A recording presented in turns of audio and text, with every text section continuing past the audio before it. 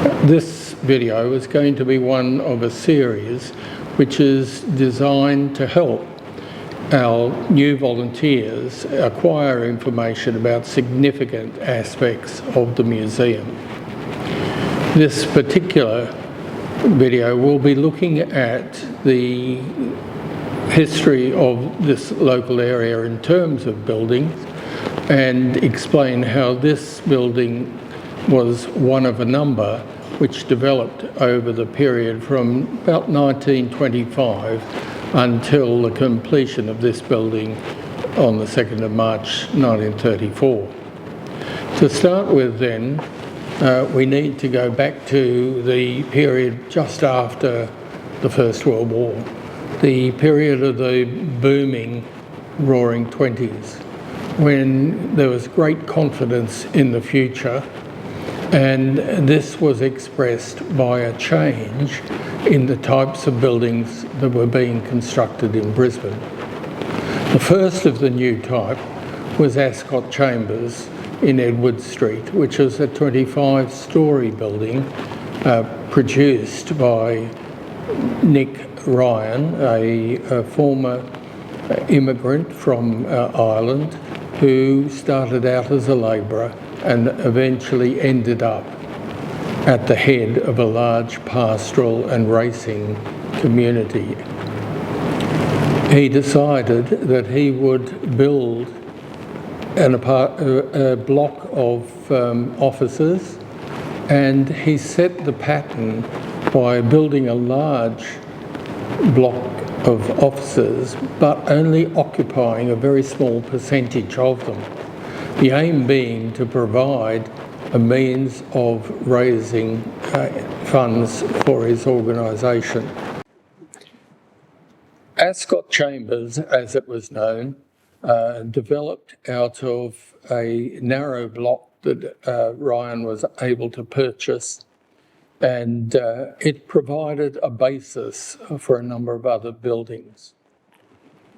In Queen Street, at the far end, the National Mutual building was constructed, and that building followed the same general layout in terms of the fact that only a few of the different floors in the building were actually occupied by National Mutual.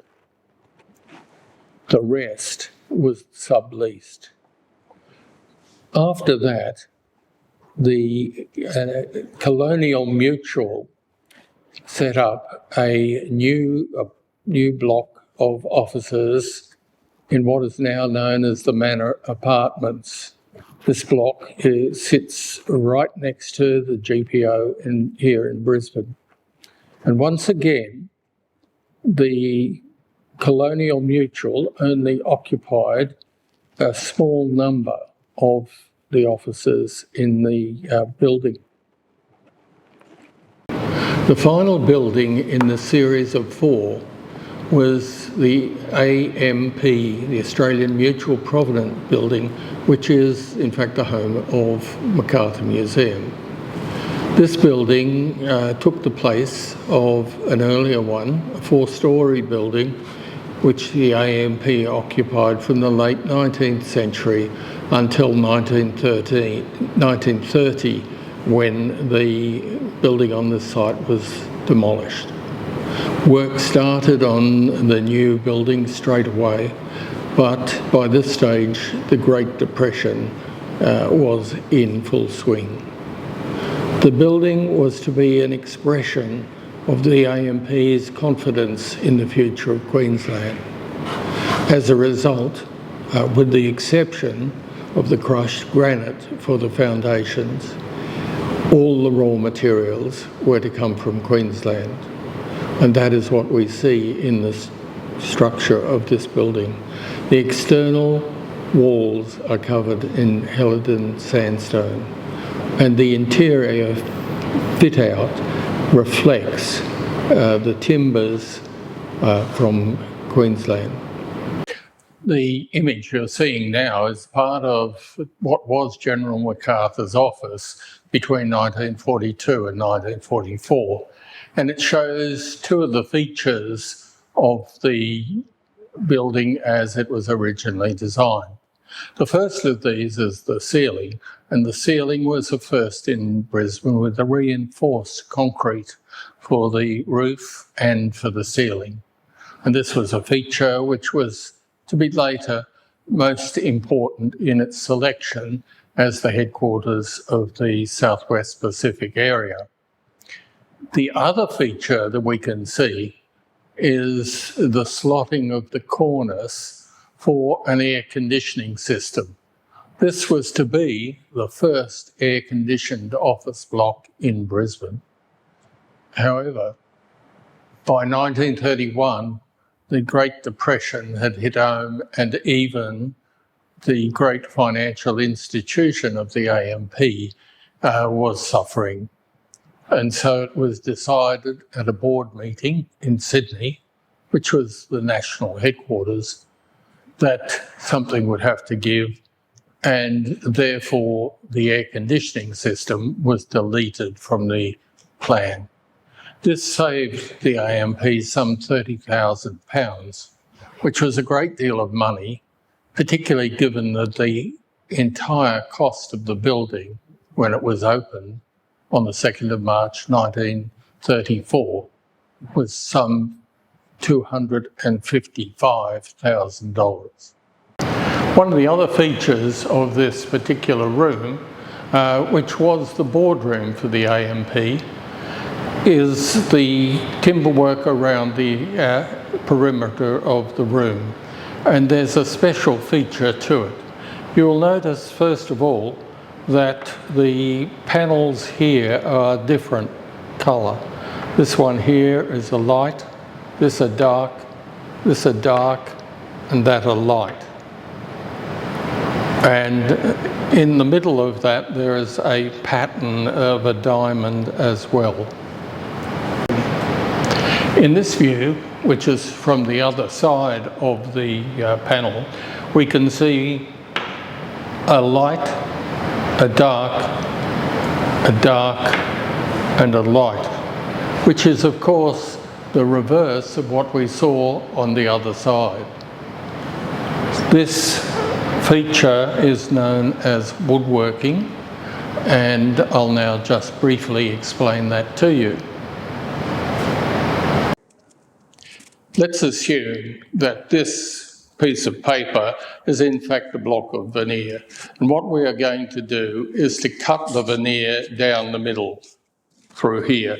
When we do that and we open it up, that's when we get the effect that is used in bookmarking.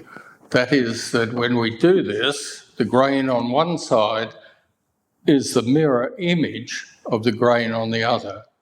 And then the woodworker will arrange these in a particular pattern, which he has in the case of the timber work in this office. The parquetry flooring in the office is really quite something special. The timber itself is a Queensland Jarrah, and it is made without the use of any glues or adhesives. The actual parquetry is like a giant jigsaw puzzle that goes through all three rooms. No glue is used. However, if you look closely around the corner, you will see a row of little tacks which hold together the entire floor.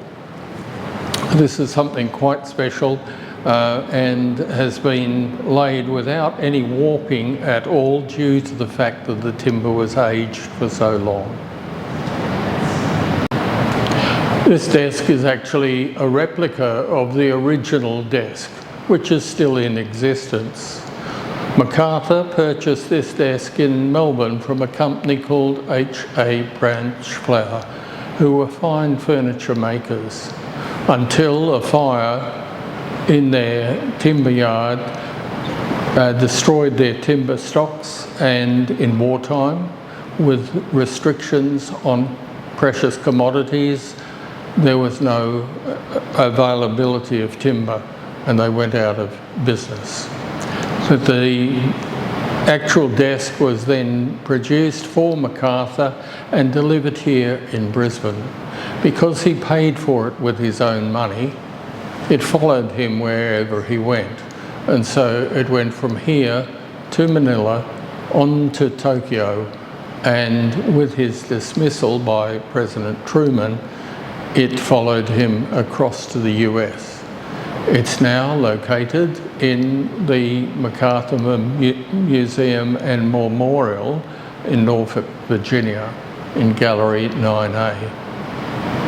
The desk itself has been replicated using photographs taken at Norfolk, and some of the interesting features are the replica of the cigar burn, the ink bottle marks, and a few careless ink blobs on the desk over there, making it a very accurate replica of what is actually the original desk. This chair was one of the original 2 chairs that were used in MacArthur's office during his time here. It replaced the original AMP furniture, which was taken over by the Commonwealth when the building itself was requisitioned.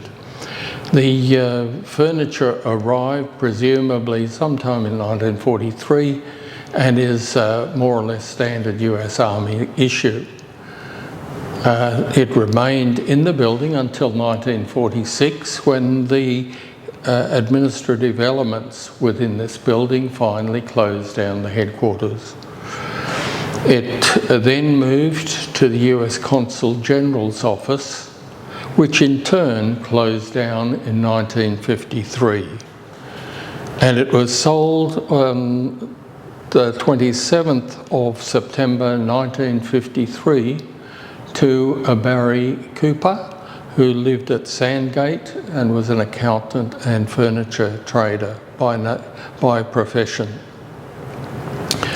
It was used occasionally on other events, such as the Queensland Furniture Fair in 1964, when General Hamilton Howes, the retiring commander of the UN forces in Korea, visited and was photographed by the Courier Mail sitting in the chair. Barry's daughter maintained the chair until the end of November in 2024, when she decided that she would donate it to MacArthur Museum, and that is exactly what happened, and hence it's here.